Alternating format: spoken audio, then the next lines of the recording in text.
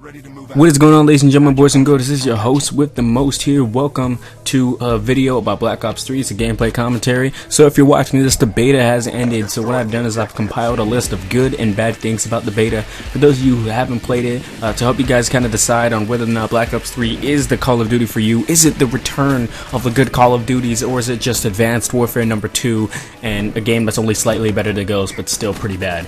Alright, so starting off with the good is I find the beta was very fun. Even in the games where I did bad, I still did enjoy the gameplay. There are times where we won and I still went negative, but that's just me and my terrible PC aim. I've been a console player for many years, pretty much my whole life, and then I hopped on the PC just recently last year. So this is just a gameplay of me. If this gameplay goes up, then it is me doing 40 to 29, excuse me. So yeah, the game is really fun, and some people say it's easy. Guess it just depends on how good you are. I just came from a game where someone was 50 bombing every game. I just came from that lobby, so yeah, for some people it's easy, other people are struggling to play. Now specialists in this game add a new strategy. For those of you who don't know, there's 8 in the beta and 9 total, I believe, and basically what they are is, if you ever played Titanfall, I'm going to do a direct comparison to Titanfall because there's no other way to explain it. If you've ever played Titanfall, basically the way Titans work is you wait, it's the same way it works here in Black Ops 3, but you wait a bit, you have a timer, and once that timer runs down, it doesn't tell you how much time in Black Ops 3, but there's a timer, basically. It's a circle that goes around, and once that circle has filled up, you have your specialist ability. You can fill it up quicker by doing anything that gives you score, getting kills, playing objective, assist, anything, etc, etc. You would just get points. And so once it fills up, you get a different ability. There are 9 specialists and 9 characters, and each character has 2 different abilities. You can only have one. In this gameplay, I'm using glitch, which is basically it sends you back a few footsteps. People say seconds, but like I use it for like diffusing and stuff like that, and you diffuse for like what, 5 seconds, and it sends you back less than 5 seconds. But when I get sent back, I'm standing and I'm far from the bomb, so it takes you back a few steps once it fills up. Yeah, they're very fun because there's different types you can use. Like there's one called Vision Pulse, and it basically, for a very small period of time, you can see people in an area, or like through the walls and everything. So if you're playing Search and Destroy, you can like check if anyone's behind the walls and all that kind of stuff, because you can just see through them. You know, you have basically everything. Everything adds a different way of playing. Me, with the glitch ability, whenever I'm in a situation and I don't know if I can win the battle, I'm pretty sure I'm gonna lose the gunfight, I can just glitch back and then get at him from a different angle unexpectedly. So we're getting into the thrust jumps, is what they're called, because everyone looks at them and says, ew, Advanced Warfare. This is what I hate about Advanced Warfare, people flapping off your screen and everything. Well, the thrust jumps don't actually feel like boosts like they did in Advanced Warfare, because they were made to be boosts, but they actually feel like thrusts. If you actually try them, your character like dips and picks back up and etc. And it just feels very smooth, and it doesn't last for long, so you can't really jump that high. It's not like you can jump outside. You see the walls that kind of enclose in the map area, like what you're watching right here. You basically can't jump any higher than those. You can't reach the top of those anyways, so people can't actually fly off of your screen unless you're just like looking more towards down than you are towards up. So yeah, the thrust jumps are really cool, and they're really a good change basically on the jumping. What I also like is like these tiny conversations that they have before games. It's like one guy would be like, lock and loaded, are you ready to do this? And the other person would be like, ready, I was born ready, or something like that. You know, they have a conversation, it's like, we're ready, and we're ready to win this war. And then someone from like HQ is just like, you sure about that, and etc. So it's pretty cool stuff that they have. Still waiting for them to deploy you into the map like they promised in Ghost, but I guess that's never gonna happen. What's cool idea to me, which I never got to use because I didn't play the beta too like long. To me, it looked like it took a quite long time to rank up, and I didn't get to play it like every day, all day for everybody. So I haven't used it, but the paint shop does seem pretty cool. Like custom skins, guys. Goodbye DLC skins, because no one's gonna do that anymore.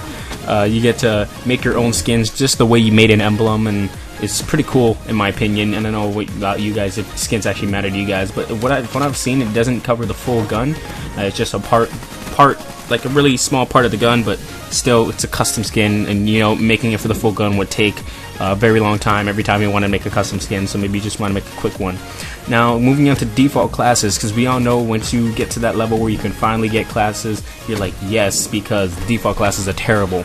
Well, what I've seen from the beta and the default classes are very good, and they're building blocks to creating classes on what you should use. Most of my classes have a lot of the same stuff as the default classes because it's good building blocks on how you should play the game, and they're not underpowered like in a lot of other Call of Duties. You're not going to get wrecked. Like I know in Call of Duty Black Ops 1, you can get wrecked for using a default class because everybody just has dominating weapons and perks. So they're not underpowered, and they're not a way to show off like useless grenades and perks and attachments. That's basically what it used to be. It was a way to say, hey, look what's in the multiplayer. You can have this grenade, you can have that, and it was really just useless stuff in the game that were only there in the default class to say, hey, these exist in the game, when really it's just making you a terrible player. So next is the return of Demolition.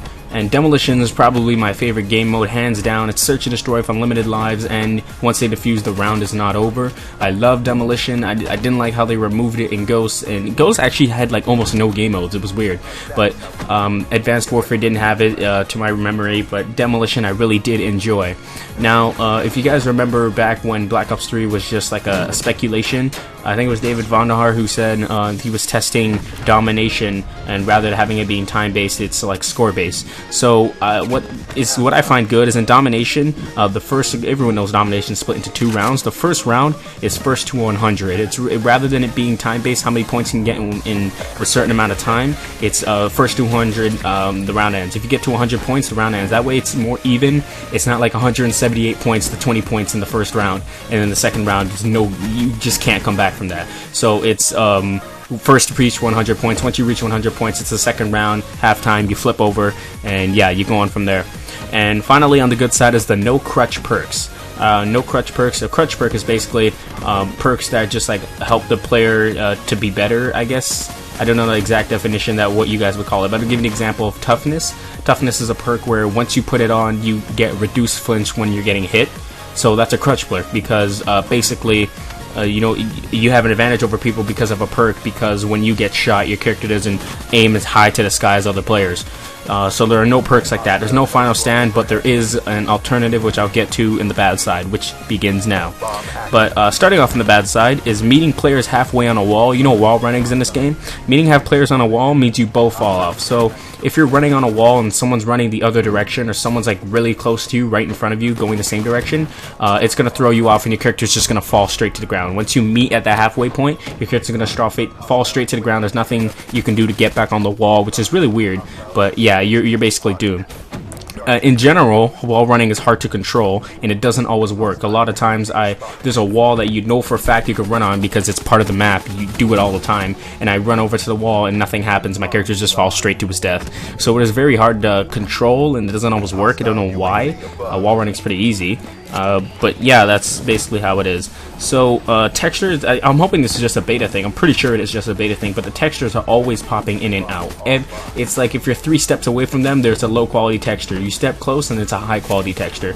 I'm playing this game on maxed out settings, and there's like a few settings that don't change anything graphically that I have, but I'm playing this game basically on maxed out settings, and you'll notice throughout the gameplay, I don't know, maybe the quality of the gameplay isn't that good, but you'll see textures are very low quality, and then once you get close to them, they'll just be really good quality, and once you step back, they'll be really low quality. It's easy to tell, you see it everywhere, and it's a constant pop in and out.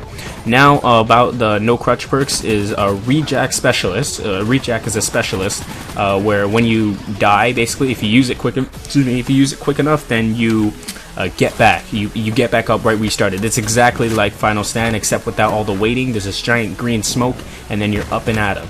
Right, you get an instant revive. That's basically what it is. It's Final Stand or Last Stand with an instant revive. As you see there, we almost felt our death, but I glitched and I died.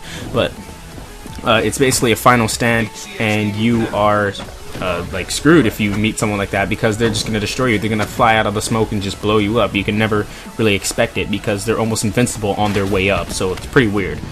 And onto the gore. Everyone's so excited about the gore in this game because there hasn't been really gore since World at War, but the gore is only, like, it's exclusive to only 3 or 2 specialist abilities, which is not that great, really. I haven't seen like any gore other than using the specialist abilities, and the body, like the pieces of the bodies, don't even go for long. They disappear pretty quickly, and it's nothing special, really. When you look at the gore and you actually see it, it really is nothing special. You get used to it after the first game, and so yeah, the gore isn't as what everybody wanted. On top of the specialists and gore and what everybody uses the Sparrow specialist ability, which is basically this archer who shoots. It's like a crossbow, basically. She shoots bow and arrow, and the arrows explode. And the problem with that is the explosion is so overpowered, you don't even have to hit the player, you just shoot near them, and boom. It's like the boom shot in Gears of War, if any of you guys have played that. It's just shoot near them, and boom, they're dead. So it's like, you know, you're supposed to hit them. You're supposed to hit them, and then they'll blow up, and there's the gore. Or you can just shoot near them, and then they'll die. It's really overpowered once there are a whole lineup of people playing it. When I first, like on the first 2 days of the beta, everybody except for me, because I've only tried it once and I didn't like it, but everybody except for me was playing as a Sparrow. You see the person who's defusing the bomb is a Sparrow. That's the character, but I don't know what they're using, because there's a second, again, like I said, a second ability per character. So another problem I had is that the game crashed quite a bit after matches. A match would play out, and then rather than bring you to the main menu, it would crash right there. And another problem is recently, nearing the end of the beta, when a game is finished, you would hear like these weird alarm sounds. And once you hear the alarm sounds, then it just doesn't make any sense. It's like booey, booey, booey, and it's like the sound of something flying in and out. It's a weird sound everybody got. We really don't know what it is. And there's me someone halfway and falling to my death. So another one is the server problems. It has to do with server problems, because when you check your ping, when you hear those sounds, your ping goes up to like 400 and etc. So the server problems that happen in this game is that for some reason you have to install LAN servers, or excuse me, LAN drivers in order to play on the servers, which is really weird. I had this error code.